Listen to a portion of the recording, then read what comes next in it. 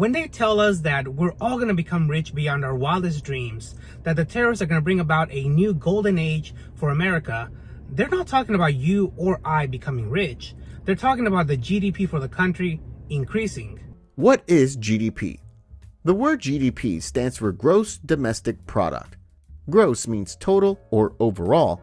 Domestic means it happens within a country's border, and product means goods and services.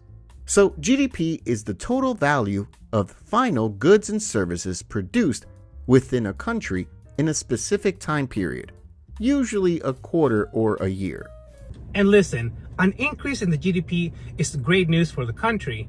I'm not saying that it's not a good thing, but GDP measures the productivity of a country, and it doesn't mean that this increase in productivity and wealth is really going to be shared equally by all its citizens.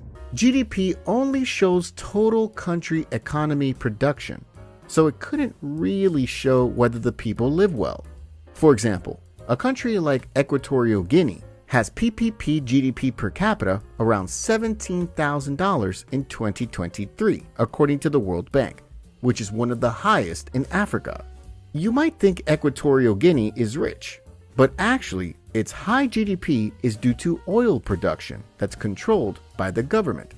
While the people, about 70% of the population, live below the poverty line and get no benefit from the oil economy due to massive corruption and unequal distribution.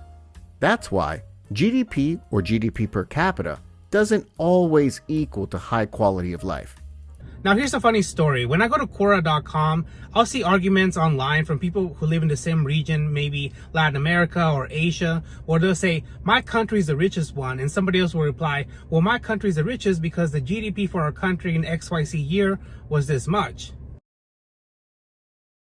When I read this, I can't help but think to myself, again, that GDP measures the productivity of a country. It doesn't really mean wealth for the individual.